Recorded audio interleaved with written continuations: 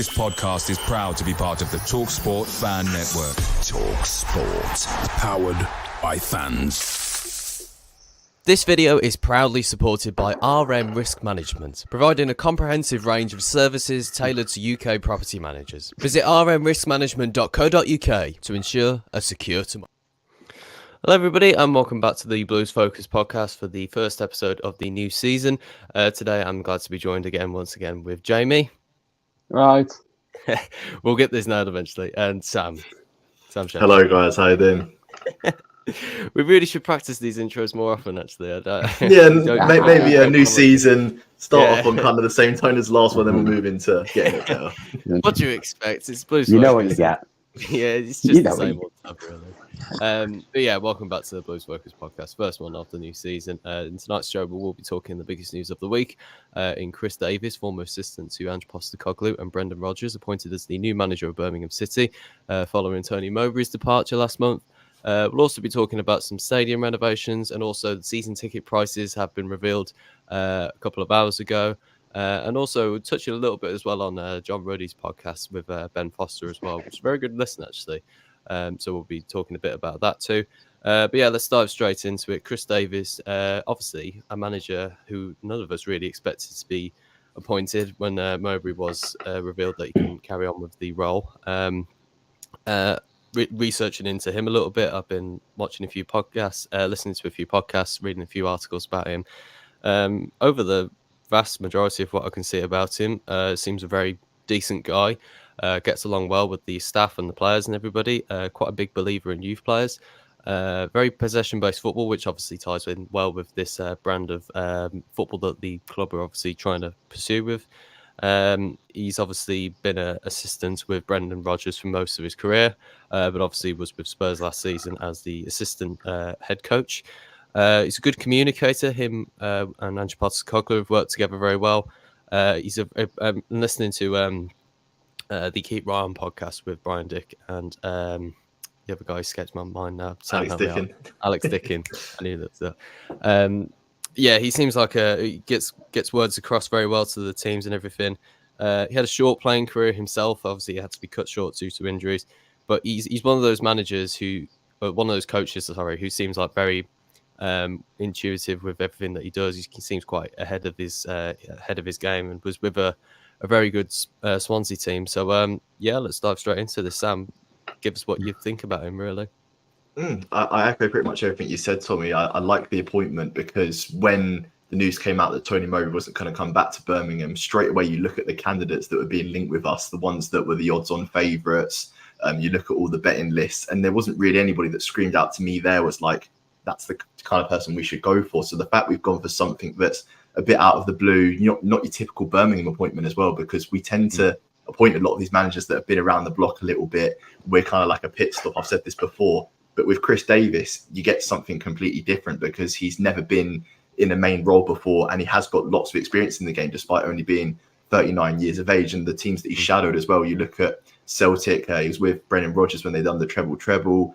Assistant to Ange Postecoglou at Tottenham, and we all know about his style of football that he likes to play. Also involved at Liverpool as well with the tactical analysis side of things. So he's got a really good coaching CV, and this appointment has excited a lot of people on social media, and I definitely share this excitement as well because you get that uncertainty, but it could be something that takes us really far. Yeah, it seemed like at the time, a couple of days before, it felt more like an Alex Neil type of appointment. Somebody like that was going to be in the role very soon. But I don't know, what's it felt like for you, Jamie? I think, I'm going to echo as well, first of all, what you said, and following into Sam, when the names first came out, obviously, I didn't want to lose Mowbray. Don't get me wrong, and health is wealth, and we really hope Tony, whatever is going on, is a full recovery. We really do. Yeah. But when you see some of them names that were being mentioned the other week, I was losing my head. I was like, listen, Brucey, I love what you did for our club, and Steve Bruce, we're forever grateful for what you did, but nah. Come on, don't be doing this to me. I think it's great. We've got, someone who's clearly wants it. And this is his first job, isn't it, as a manager? Yeah. So, he's hungry. He's going to go for it. It's something different, possession-based football. And I tell you what, if he plays anything like Ange Postecoglou, we're in for a very enjoyable. I think people have nicknamed it Bonsai Ball they played last year, and that's what we're going to see a lot of then, clearly. Poor Laird and Buchanan, they're still at the club, are going to be bolting for about 90 minutes every game up and down them wings. Yeah, quite. It's going to be entertaining. It's going to be good. I'm looking forward to it. It feels like a fresh start. We had to gut out, and we've got to gut out this squad, and it's sad, but let's start with the manager and then build in fresh ideas, fresh movement, fresh manager, fresh style of football. Let's see what happens. Yeah, definitely. I think he seems like an interesting appointment because it's not one that many fans can give like a strong opinion on just yet, apart from maybe the fact that he hasn't had much experience as a manager. But in terms of experience elsewhere, he's been with Swansea, with Brendan Rodgers, all the way up until Leicester. So like Swansea, he got promoted with them. He was with Brendan Rodgers at Liverpool as well. He played with managed some really good players as well, like Luis Suarez and Philip Coutinho at Liverpool, and nearly won the league that season too. And then also went to Celtic with Rodgers too, where they did, that invincible season, were absolutely unstoppable in the Scottish League.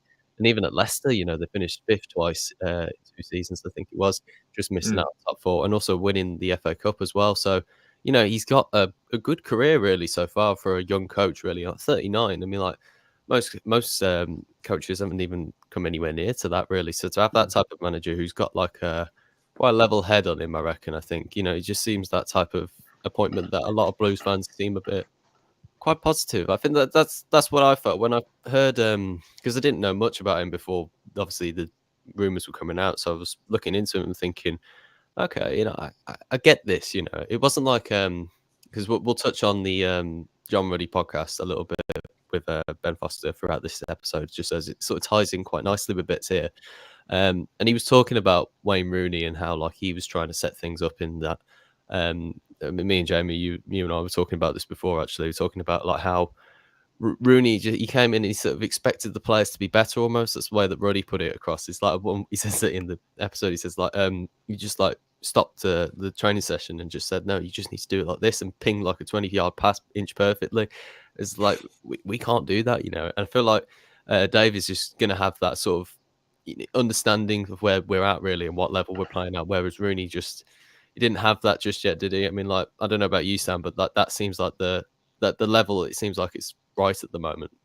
A more qualified approach to things, I think you can say, with Davis's background and that. I think he's done a lot in the game already in terms of developing his knowledge, not only of English football, but international football as well. Because I read on the Birmingham website when the appointment was made that he'd actually travelled to a lot of European clubs to see how they train, how they play, and also studying players as well and how they operate, especially now with this younger generation. I think now the transfer window, we're going to go for a lot of younger players, because if it was Alex Neil that was going to be in charge, I could see us going down the route of perhaps getting more experienced players, older players that know the league or whatever. But I think now with Davis in charge, we do go for a younger pool of players. And I think the players that we sign now in League One are going to be Blues players for many years to come. And hopefully the manager's the manager for years to come and can grow with these players as well. And it looks like more of a long-term decision. Whereas I think with Alex Neil, even if he did do well, I couldn't see him being Blues manager for more than 2 years. It's an appointment just to get us out of League One. But with this appointment, it is high risk because he's never been in a first team role before, but it is also high reward because of the ceiling, I guess, that this sets. Yeah, I mean, Ollie asks here in the chat, says, do you see Chris as a similar appointment to Kieran McKenna for Ipswich? Yeah, I do, in the fact that, well, with Ipswich, they were also in League One, but they were in League One for a bit of a longer time. But I think with Birmingham, we've looked at what Ipswich have done and gone for someone that has been shadowing top managers in the game and has been given that opportunity to then present his skills as the main guy. And I think with McKenna, don't get me wrong, I don't think we'll see things like that happen too many times in football, but you hope now that it happens more often than not. And you don't just sign managers based on their credentials as a player, because as we've seen last season, being good as a player doesn't mean you're good as a manager. So I like the fact we're going for someone based on his coaching experience, not just the name that he is. And hopefully it's the board learning from their mistakes and not going for that same approach, because there was actually a moment in time where Lampard was a name being thrown about, and that was making me cautious. Whereas I think with Davis, it's not that same caution attached to it, but there still is caution, but not in the way that we're getting that big name person that he was as a player that perhaps isn't fantastic as a manager. Jamie, a roll of the eyes for Lampard. You wouldn't have been a fan of him coming in? You spotted that, did you? I was about to subtly do that one. That was a very subtle. I I don't know. I can't discredit that Lampard did good with Derby. I can't discredit that he was under a transfer embargo at Chelsea and he did all right there. So I Very can't well, actually, yeah. I can't decline that. But full I placed. think after last season, can we just stop signing good footballers, expecting them to be, to do the job you expect? Like, bring something fresh in, bring something new. That's fine. I'm looking forward to this appointment, Matt, I would have been accepting a Lampard and gone, you know what, he did well at the last few players he was at, so that's fine. But also in the back of my head, the moment we lose a game or two, I'm just gonna be like, oh, it's Rooney all over again. Oh, fucking hell, here we go. Like, and I can't deal with that. Like, I can't, not at the minute. Like, just give me something stable. Give me something, For me, the biggest tell for me as well is it's manager and not first team coach, which is what I really enjoyed to read as well. Like, this isn't a manager. Like, this isn't a coach. This is a manager. Like, they're looking for clearly this is someone with intent. Like, this is the future that they want to. They've gone for a lot of names and they've picked this guy. Yeah. Do you prefer that? What makes you prefer that? I just feel like it's more of a respect, isn't it? It's more of a respect kind of thing for me. Like, it's like in a workplace kind of thing, I suppose. For me, I've obviously gone like in my workplace. If you go from, let's say, if you're a manager, but then you go, oh, I'm a training manager. Everyone's kind of like, oh, like it's kind of that kind of concept, isn't it? Of like, oh, I'm a coach, I'm a manager. You're like, oh, okay, right, yeah, like you own this kind of thing. You are the difference the head between of this, first team coach and manager is huge in today's game because, say, for instance, you look at what's happened at Chelsea. So Enzo Maresca's gone into there as first team coach, and you know that he's not going to have the input on transfers. Whereas with Chris Davies and us, I think he is going to have some input in transfers and have a say in what targets he wants to sign. And maybe we could see some people that he's worked with in the past. Say, for instance, a couple of kids might come on loan from Tottenham or something like that, or someone from Leicester or something, So I imagine that the link up may be there and we may poach some of this young talent on loan and also from the lower divisions as well, because I've seen some transfer rumours and we're being linked with players that are in League One and League Two, players that have been on loan from, Premier League clubs such as Brighton, because with this Leonard guy, there's a lot of buzz around him and he kind of fits that criteria, I think, of the type of player we're going for. Yeah. He was great at Northampton last year. Where was he, sorry? Northampton he was last year. He's at Brighton now. It's someone I've seen being linked with Blues. He's like an attacking midfielder, and he could be the first transfer in. You just don't know, but it fits that quality of player I think that we're going for, where he's young, played well in League One before, and one for the future. Yeah, it'd be nice to see a few more links or rumours to players now, because obviously fixtures are coming out in a couple of weeks' time. Obviously, the Austria trip's not too far around the corner too, so we are, quite not too far away from the season. I think we had a bit of a we had a bit of a whinge last podcast, I think, just because the mood was a little bit low with Mowbray and getting relegated and everything. From what I feel like I had a bit of a moan, that's for sure.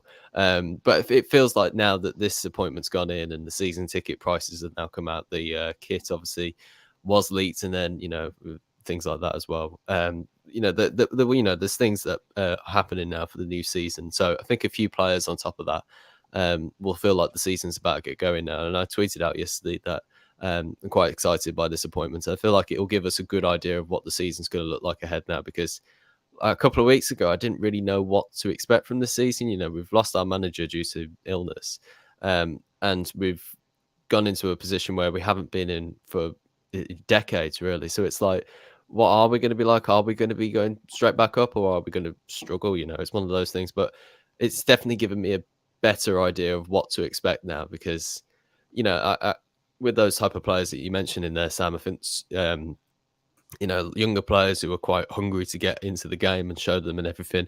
And one thing, again, from that John Roddy podcast is the fact that he was talking about how important it is to get loans, and he was referring to going to Scotland to get in loan games and everything, which is quite interesting, actually, considering what type of league it is and everything. But there will be players from Spurs, like you say, who will be willing to come to Blues and work under Davies now to try and get that experience under their belts and everything, and trying to make their position in the game, really. I mean, how many of Ipswich's players really were loan spells initially? Because that felt like there wasn't too much of a stable squad at the time when they got promoted.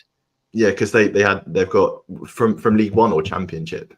I think when they came up from League One, I think the team wasn't the team it is now. So I feel like Wales, Yeah. like Wes Byrne was there for a few seasons, wasn't he? But like other players were around that weren't So I quite. think there are a few players that were the same, and then they brought in a couple of like quality loans, like Amari Hutchinson, who was amazing for him. And I think with Blues, we are going to have to look at a couple players from the loan market. I think players that have played for like some of these top 6 clubs that are brought up to play well with the ball, because we're going to see now this front foot possession football. And I just hope it's executed in a way that a manager knows what he's doing, because as we heard before from Rooney, he clearly didn't have the tools to be able to use the style of football we wanted to, because reading some of what Davies has done, like his managerial CV compared to what Rooney's done. I mean, last week he was talking about falling asleep with a hairdryer on him or something like that, wasn't he? So that shows the type of person that he is compared to Chris Davies in terms of common sense, really. And I just hope that the way that he speaks, because we haven't heard officially from him from the club, have we? There hasn't been like an interview. There's been a few quotes, nothing interviewed just yet. Because I think when you see the video, you get a proper rapport of somebody then, don't you? Yeah, 100%. Yeah. I feel like we might, depending on the time, actually, it might be something out fairly soon or maybe tomorrow. It'd be interesting to see when stuff starts to get released, actually. A few hellos to people in the chat. Boy in Blue, nice to have you on, mate. Everything. Sleepwalker, nice to have you back too. Adam Osborne, nice to have you in the chat, mate. And also Susan as well, nice to have you all back too. I think let's go for some weird, bold predictions at this point. So where do you think that this will get us currently, based off the position that we find ourselves in at the moment? What are we going for? Are we feeling are we feeling optimistic about where we could finish in the season? Are we feeling like certain that we're going to get automatics or playoffs, or are we going to, feeling pessimistic and feel like we're just going to have another season in League One currently? Where's the vibe at the moment? I'm trying to make like a journal of how it's gone. We've gone from being relegated to then feel like this and then feel like this. And, it's that sort of balance throughout the season, so we can pick it up when we do more podcasts throughout the season. You go first, Sam. You can never be certain as a Blues fan, can you? You can never be certain about what's going to happen. That's one thing.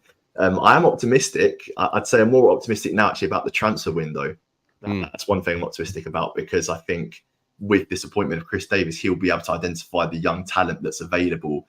And I, as I said before, if it was Alex Neil, we would have been getting these players that are in their 30s on like 1-2 year deals. Whereas a lot of these players that Davies signs, I hope they're here for years to come. And it's people that when they sign, a bit like Davies himself, when they join, you're a bit like, who's that? But you're hoping that they grow with the club and they grow with the project as well. And I think from what the board have said about all the candidates they interviewed, they said they spoke to around 40 people, didn't they? And it was 1,000 coaches that they looked at. Yeah. So they really looked extensively as to what they want to do for what's best for the club and also what's best for the project moving forward as well. So I'm hoping that they've looked at both of them things, weighed up what they can do. And then in this transfer window, we can target players from that sort of younger demographic. And I think it will be players that the fans really buy into as well.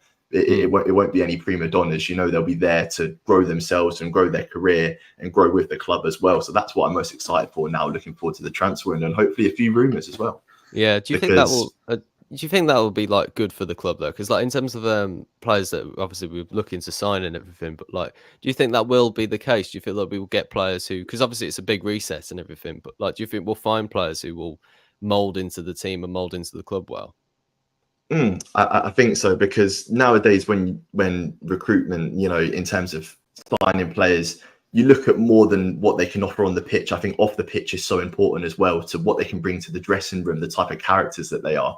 Because I'd say in our dressing room at the moment, we do have fun characters, but last season we kind of saw that they maybe weren't the people that were going to roll their sleeves up and get stuck in. So I think going forward, you have to weigh up the type of people that you have in your club.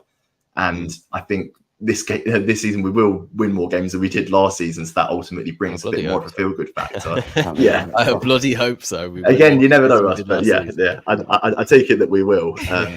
But having that sort of exuberance in the dressing room, that vibrance, it's something that I think we need, and it's something that the fans can feed off as well. Because if there's positive energy on the pitch, and then that translates to the rest of the ground as well. And we're going to get onto it later today about the season ticket prices and that video that was released. And when they release those videos, it does get you excited for the season, doesn't it?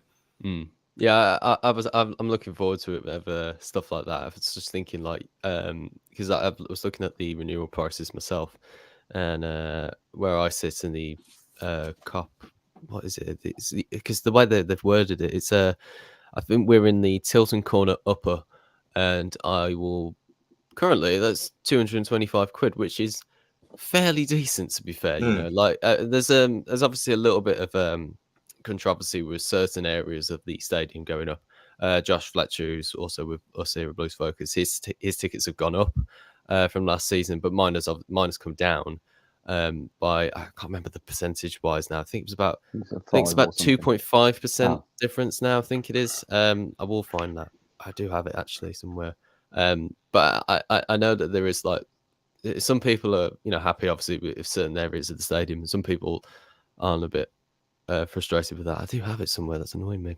I literally had it here. You just carry on talking while I try and find the. It's always what happens, isn't it? Yeah, I know. You go live and then it was here. Oh, it was literally here. Now, after what I've said, Jamie, what do you think about this season? If you would have asked me this time last week when we didn't have a manager, no signing rumours, and we still are waiting on a contract extension signature of Ruddy and Duke, I'm pessimistic. I was pessimistic. I didn't think we were going to struggle, but I think the problem I've got is that League One is a very difficult league, and it's a hard league to get out of. Portsmouth are a big football club, and they took 8 years to get out of this league. We have, in my opinion, this season to try and get out of this league.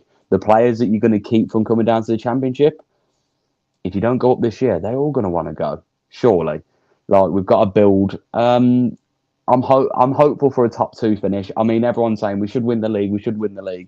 Give me second. Just give me promotion again. Just get me back up there, man. Like it's a very Blues approach to saying things like that. I know. This is what. Do you remember back this time last season when we did a podcast coming into the season? And if I remember verbatim my own words, I literally said, "Get me to March and get me to 50 points, so we're safe and I'm happy." Yeah. I literally said them words, and sounds like a very Jamie thing to say. Would you look at that? Like, we balanced it. No. It's just, yeah. I mean, that is true. I mean, like, there's, it's going to be a up and down season. I still think though, because of the expectation of what we are, and I don't know. It's just going to be. It'll be a good season. I'm definitely not denying it won't be a good season. It'll be fun, going to new grounds we haven't been to, loads of new opposition teams that we haven't played before, or haven't played in years, I should probably say, actually. It'll be fun, and I'm particularly looking forward to a few other teams. Stockport I'm interested in going to because that's not too far from my university and everything.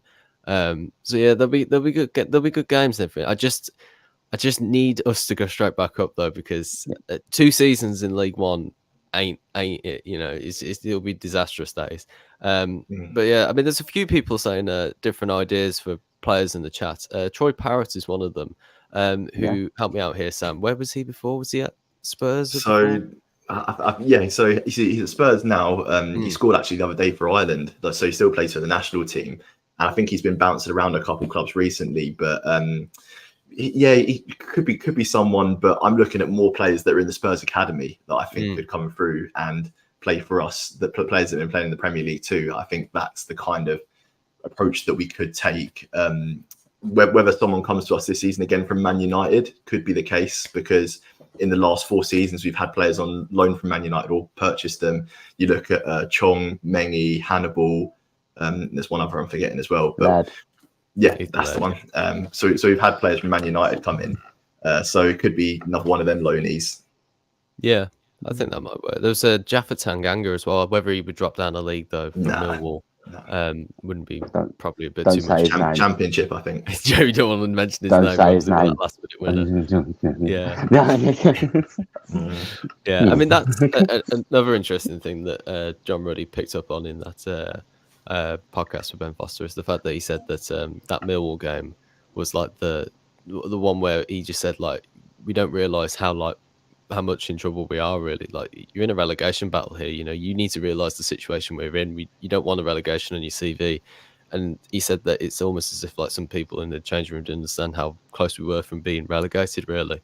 And you got that impression just from watching them, didn't you? Yeah. Especially them draws against Rotherham and Huddersfield. There just wasn't that urgency, was there?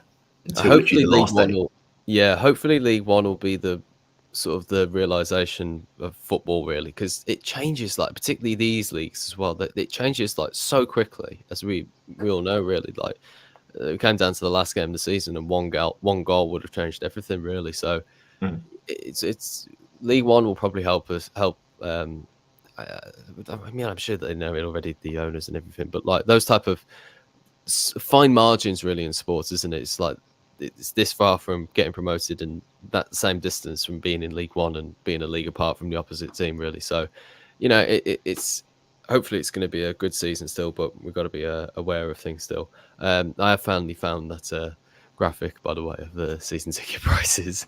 Where so it's so the ones that have stayed the same from last season are Gilmerick and the Tilson Lower. The percentage for that hasn't increased or decreased. But the ones that have gone down are the Tilton Upper Corner, the Cop Lower, and I think that's the Cop. Yeah, I think that is just the Cop Lower, actually, and then the Main Stand Centre.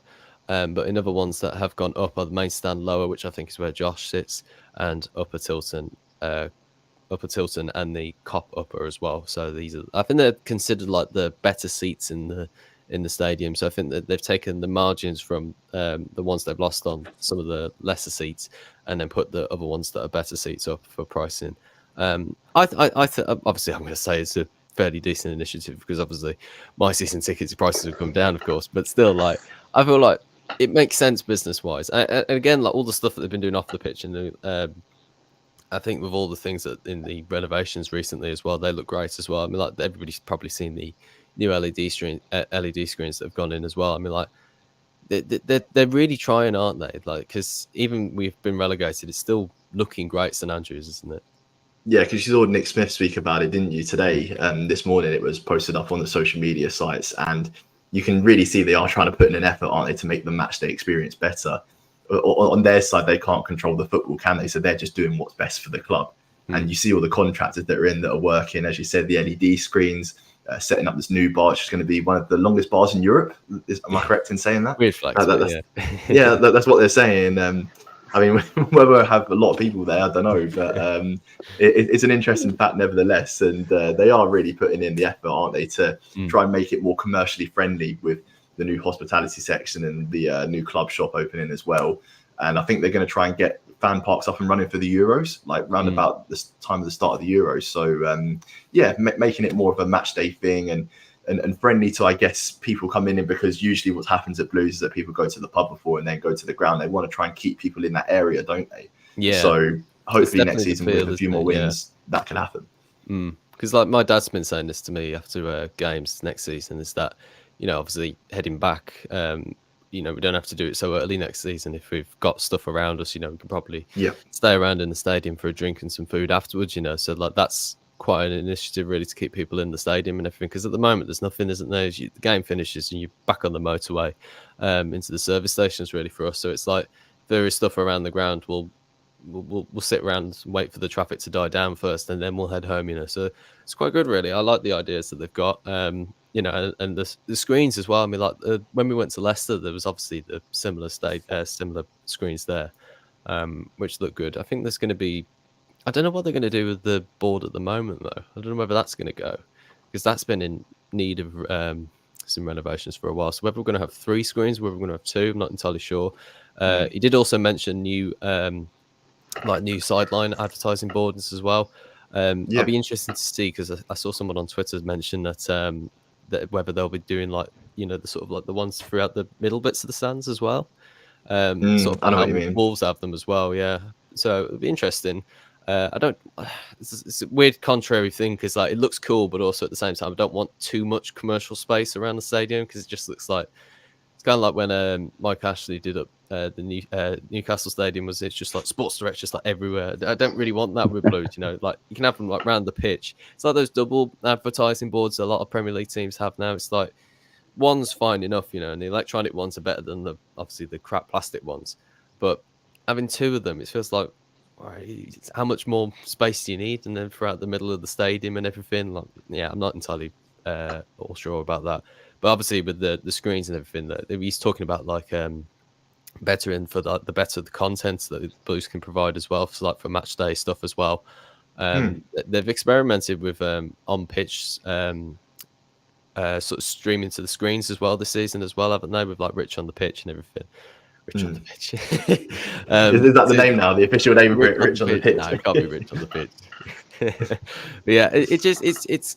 I mean, the club has just got a good look to it. It's just a shame that the team can't follow at the moment. But I think the way that they're talking, a lot of people have spoke about Blues as well, like from inside the club. It's like John Ruddy was saying, it's like nothing needs to be worried about Blues. You know, he says that they'll be in the Premier League anytime soon. I'm not entirely sure about that. I feel like there's still a long way for us to go to get to the Premier League, but we can become competitive again in the next few years. It's just this season season previous, I should say. Actually, it's been a bit of a step back, really. But I don't know, Jamie, what do you think to like the match day experience stuff? Because at the moment, it's like we've been used to it for such a long time. It's like I can't really imagine a match day experience that's any different, really.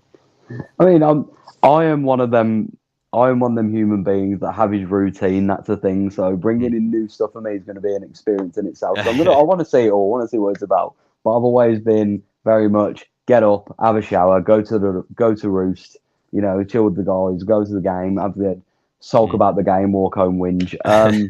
So I'm looking forward to all the next season. Well, yeah. I'll like I said to you on the day we went down, I firmly believe that that was the last day of shite we're going to deal with at Birmingham City for a while, because these owners do mean business. They're showing that they mean business.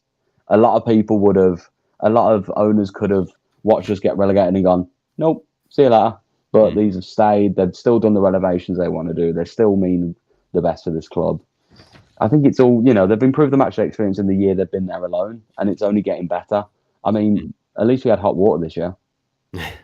Like, I love how that's such a mention on the Blues, really. And a new sound system next year as well. Yeah, that's the one thing I did have. So you can actually hear what they're saying whenever they speak to the players at half time, like the former players. When you're in your stand, you can't hear a word. No, honestly, yeah, it's bad. One thing they should bring back for next season is chip and win. Where's that gone? Like, we love that, and yeah, it's disappeared this season, and I think last season as well, like the season before. Like, I haven't seen it for a while. Win just was disappeared. Bring back chip and win. Like Tom Wagner, everything. Yeah, great going on and everything. Chip and win. Yeah, they are bringing Wi-Fi. Where's it gone? Yeah, you're right. Wi-Fi on the ground too, which yeah. In my lifetime, I've never even known us to have Wi-Fi in the ground. Like, I've always known it as you go to the Blues ground and that's it. Like your phone just shuts off, and like you see scores from people around you that have like the apps or whatever. But I've never been able to get signal on my phone, so that'd be a first for me.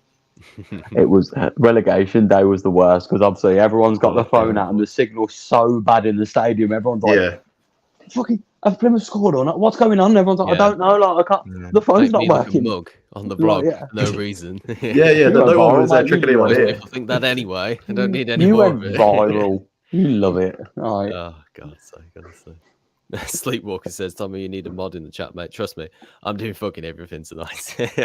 I'm moderating the chat, I'm doing the talking everything. I'm trying to. I did actually see a question earlier on. I don't know if you guys want to speak about it, about whether Sanderson's going to be captain next season.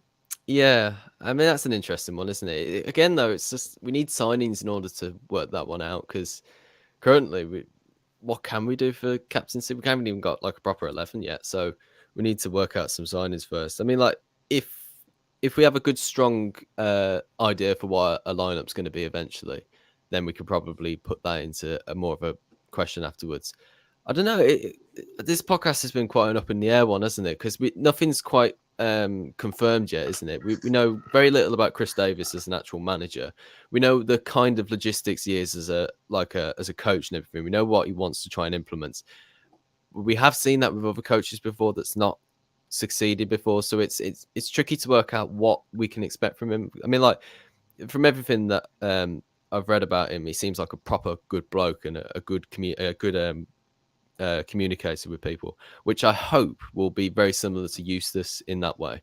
And if we can get anything as similar to that, really, with that sort of connection with the players and fans again, like, that would be great. And the one thing that I feel like he should definitely do from the off, which I'm sure he will, it'd be like definitely getting into like the fans and everything, because that was one thing I was reading up about him, and when he was talking about like the style of play he was implementing at Swansea, was the fact that he was, he he praised the fans for being so patient and being like, cooperative with them, because it's difficult to get along with sometimes. And we as Blues fans, we know that when the possession-based football's not working and we're losing games and we're growing tired of it. But I don't know, does League One help, do you think, when we're in this situation? Because in the Championship, it's not worked before, but do you think League One will help this way? I think it's going to be fine, and I'm looking forward to it. I think I said to you before we started this pod, Tommy, I said the issue is, going off what Portsmouth fans have told me from last year, shout out John, is that a lot of teams are going to come to St Andrews. A lot of teams, when you go away, if they know that you're the bigger club, the better team, they're just going to put 10 men behind the ball. It's going to be a character test more than anything, where they're going to literally sit behind the ball and go, come at me, bro, what you got? Like, let's say, can you score past me or now? So it'd be interesting to see how he works through them tactics. I think if you're ever going to get this style of football going, if you ever want to change the whole philosophy of the style, yeah, why not? Do it in League One. Like, let's not do it in the middle of a season when we're sick. Let's do it now when we've got a brand new season, a whole pre-season. Yeah, we've got a pre-season to actually figure out what the hell we're doing and not go into Middlesbrough away after like a week of trying to play tiki-taka football. Like, maybe that might work. To characterise the 4-3-3. Yeah, and Bella through the middle. John Ruddy is a 38-year-old sweeper keeper. Yeah, it's not even his fault. Like, I actually love John Ruddy. I think he's great, but you can't turn around to a man who's been a traditional goalkeeper, punting it 60 yards all his life up to a big ass centre forward to then go, you're playing on the edge of your box and you sweeper keeping. What? You can imagine doing that like Football Manager, like the star sign next to all the players, where it's like 0.51. That's just what it would look like. Honestly, if Football Manager's even telling you not to do things in midway through the season, you shouldn't be doing it. That's basically that. It was when I watched Iwu running at right back, bolting up the pitch, didn't have the legs to get back, and I was like, why are you trying to go up there like you prime Ethan Laird? Like, you haven't got the legs. You haven't got the legs. Like, you know what I mean? Well, yeah, because when Laird's fully fit, he is lightning. Like, no one can deny that man is quick. Like, but then you've got Iwu doing the same thing and just getting beaten. You're like, stop running up the wing. Like, oh god. A couple of comments from the chat. Sleepwalker says League One is hustle and bustle, and playing possession left to right to left isn't going to work. Got to get into sides win your personal battles, then show your talents. What do we make to that one? I think we need. You're gonna have to be adaptable, aren't you? Sorry, Jamie.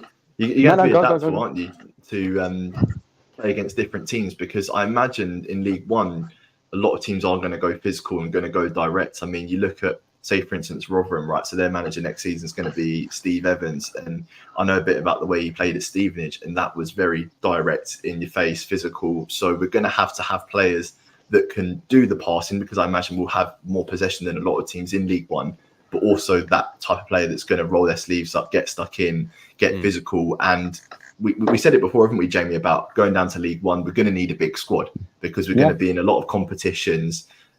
Bristol Street Motors Trophy, League One, starting an FA Cup round 1. So we're going to have a lot of players on board, and it's going to be a hectic transfer window. I mean, I can't put a number on how many players that I think are going to come in, but I honestly think it's going to be more than 10.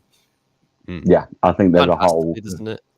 There's either going to be a lot of signings or a lot of academy graduate coming through this year. Like, can someone please explain to where Ramel Donovan is, and can we please actually play him this season more? And like, Dixon too. Yeah, like, can someone just please play these kids who actually are deserving? Brandon Keller, I've heard a lot of good things about Brandon Keller, who's been away in Scotland. I've heard he'll be fine in League One. And he made a couple sub appearances last year under USIS, didn't he? And I thought he looked all right in them games. Yeah, I don't know much about him. I don't know what position he is. He's like an attacking midfielder, isn't he? Attacking midfielder, yeah. Because like with other players, like with Donovan and everybody, I kind of got a gist of who they were, but Keller, I'm not entirely sure what position he is and everything. So if obviously more players in the team, the better, because like you say, it's going to be a long, hectic season.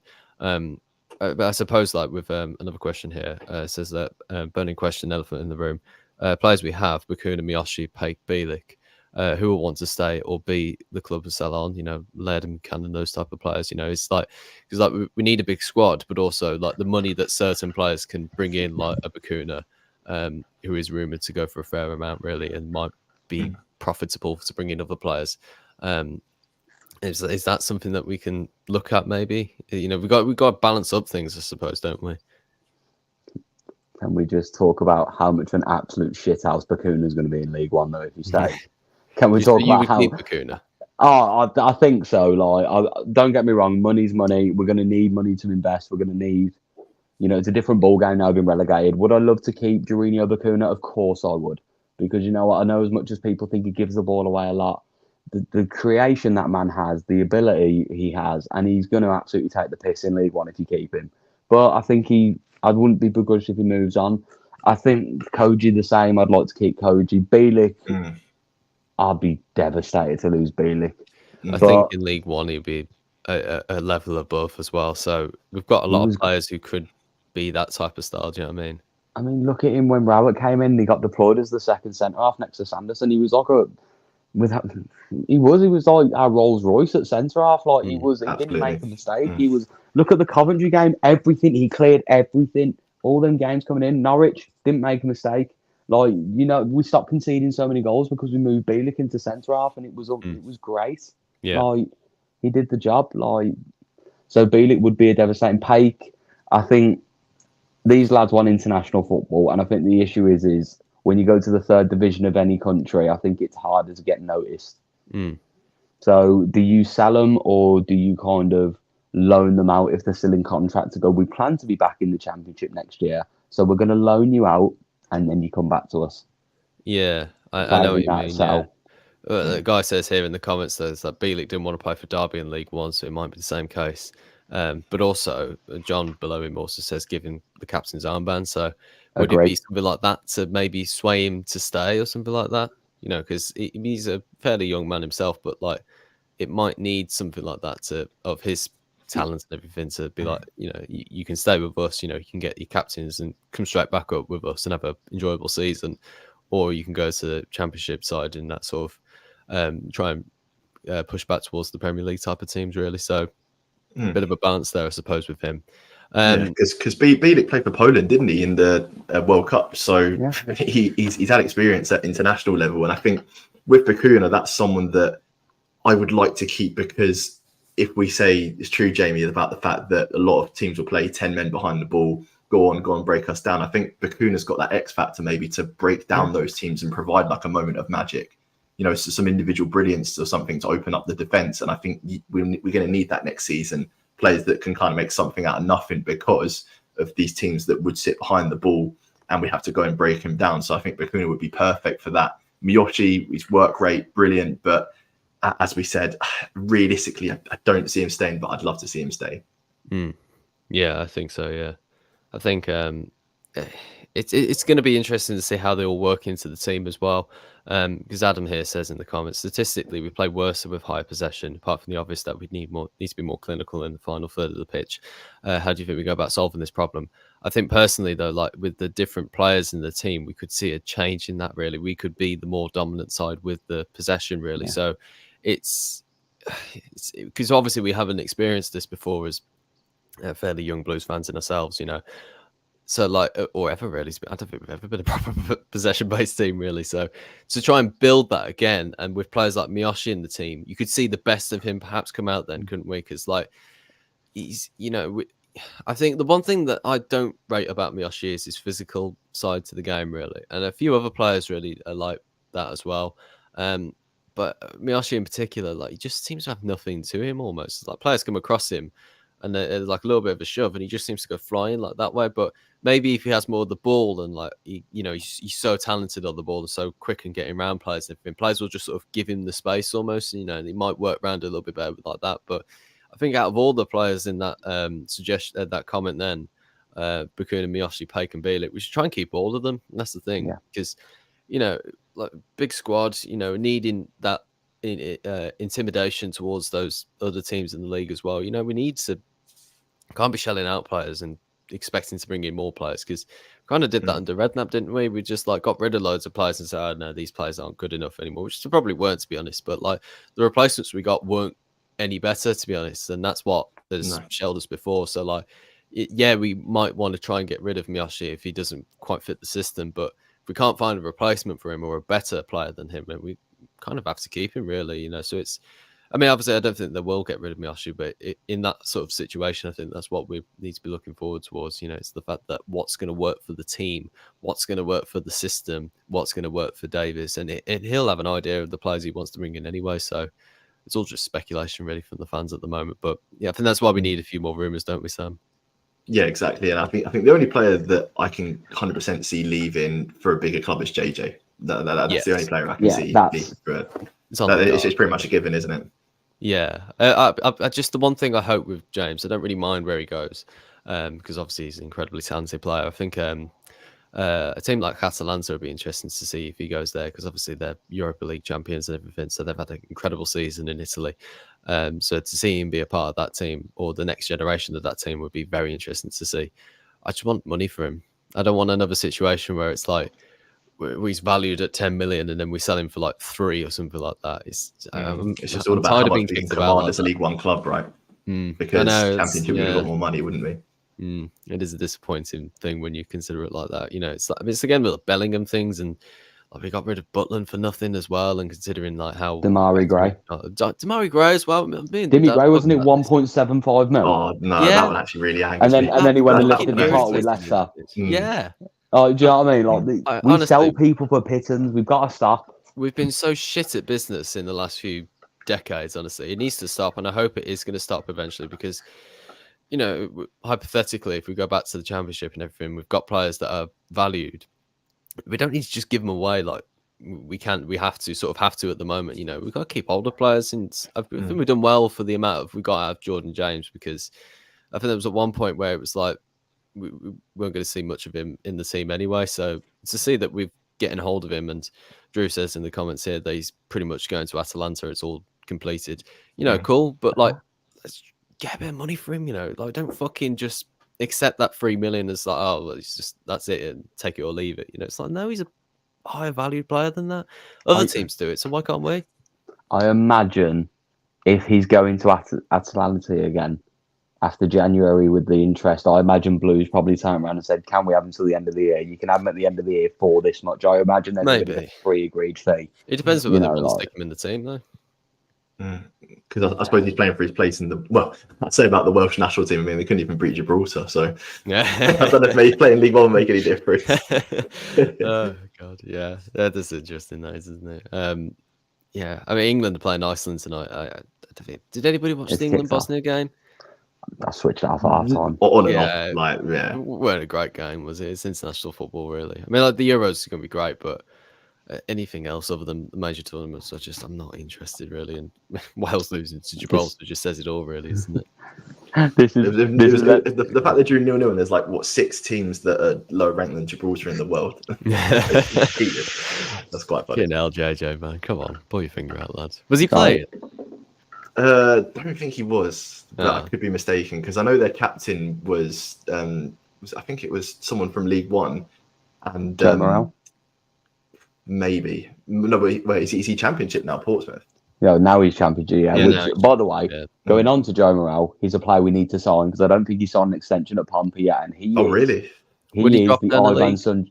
I think he's the Ivan Sundrick replacement. No, if you wanted. I mean, he's better. He plays better football than him. He is smaller, but he plays better football and he's aggressive. That's what you're going to need in this league. He's perfect. That'd be my ideal signing right now. Yeah, to pinch those type of players, like Championship-ready players, is like what we can do, really. Because Gary Cook said that when Chris Davies was appointed yesterday. He said that we're trying to build a Championship squad ready for League One. Which I'm sorry, I just find it funny, some of the stuff that he comes out with to line, spin it. Yeah. Like, some of the stuff he spins, the way that he speaks, like, you're a clever businessman. Things, yeah. I respect you're a clever businessman, but I respect sort of roll with it. Yeah, a Championship team in League One. Yeah, that pretty much is what we are at the moment, actually, really. Because like, if we come straight back up, we definitely are. But yeah, we need that level of players in the team, really, and that's why with like some of the younger players as well coming in from Premier League teams as well, will be like, you know, if you can boss League One and get straight back into the Championship, that's the type of player we're looking at, really. So yeah, it's gonna be interesting, isn't it?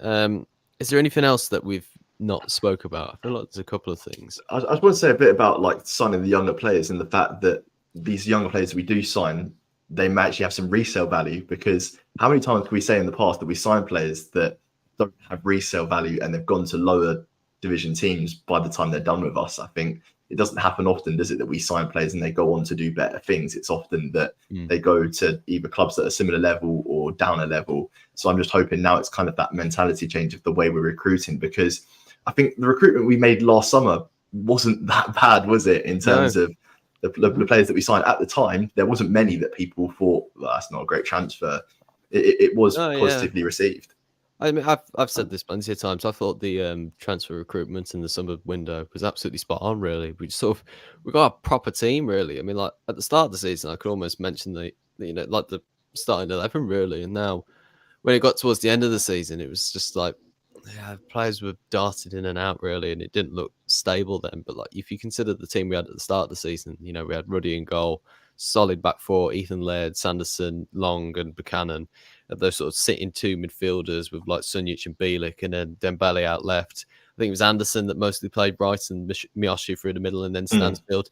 Like that team, when you put it at the start of the season, and then injuries came in towards later on and everything. But it was that January transfer window for the team, because was it just Paik that we bought really? It was only a few of those. Well, Pritchard wasn't there. Someone that I actually forget that is a Birmingham player, to be honest. I know. I think he's going to have a big say this year. I think if you keep Pritchard, I think Pritchard's a very good footballer. I think obviously we signed him and he wasn't 100% fit, but I think if you get a good pre-season behind Alex Pritchard, I think he's going to be a fantastic footballer. Yeah. Tyler Roberts is someone we haven't spoke about. He showed glimpses of what that man's got in him towards the end of this season. Let's be honest, game especially. The vast majority of them should definitely be better than League One standard, 100%. They're 100% Championship standard. It's just that we've walked into this relegation, so just we need the turbulence of all the managers, isn't it? Just not knowing their proper positions, proper system. Exactly. Well, it was just like our 7th manager in 10 months or something crazy like that. It's just it's that sort of stability, turbulence that doesn't create stability, isn't it? It's just like we need those type of managers now. Like, we need that manager who is going to come in and just like, this is how we do things now. And because the thing what Blues fans particularly like is the fact that we've got like, so we can sort of mention off players in the team, like I just said there with that team at the start of the season. But like, I mean, like me and you, Jamie, probably like we love that 09-10 season team just because we can mention it from start to finish, and like that. Those when you can recall your lineups and everything, you've got a good setup, and particularly with Blues over the last few years, like in seasons that we've been good in, like that is it really. And I feel like if Davies can come in very soon and very quickly implement that sort of starting 11, them immediately, I think we're going to be absolutely fine, really. But it's this uncertain stage at the moment where we're like, okay, we've got a new manager,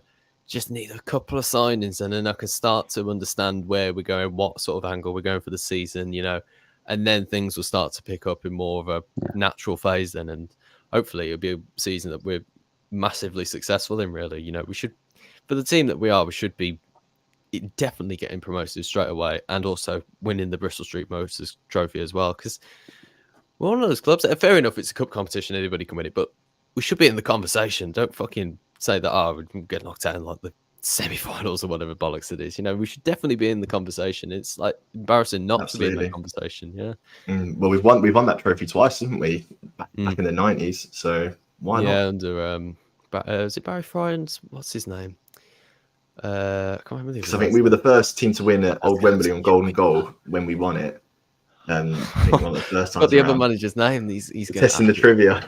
He's gonna murder me for that because Well, your dad listens to this. Somebody help me out in the comment section here. Who was the first manager we won it under? Oh yeah, people older than us will know. Is it Lou Mackay? What's his name? Fuck's sake, I can't remember. It's Lou Mackay, isn't there? Was it him? Somebody help me out here. Terry Cooper. Is that it? Was it? Or Lou Mackay? Yeah, Lou Mackay. Take with the winner. Lou Mackay was the yeah, that's it. Yeah, Lou Mackay was the manager. Yeah. So it was Terry Cooper the second manager, or was that Fry? It must have been Barry Fry. Yeah, I think it's Fry because we won the trophy and the title in the same season. Yeah, because what's his face does that over a kick. It's in there somewhere. It's not all there, is it, David?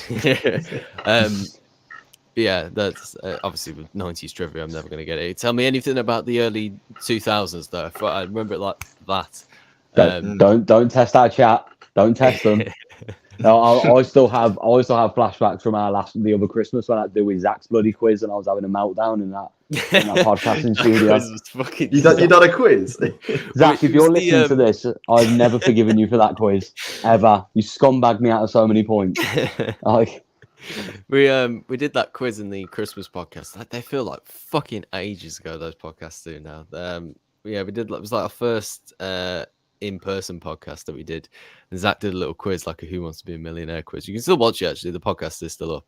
And yeah, he just scammed us out some of the questions that we knew that we could do the answers to, and he was like, "Oh no, it's not that one."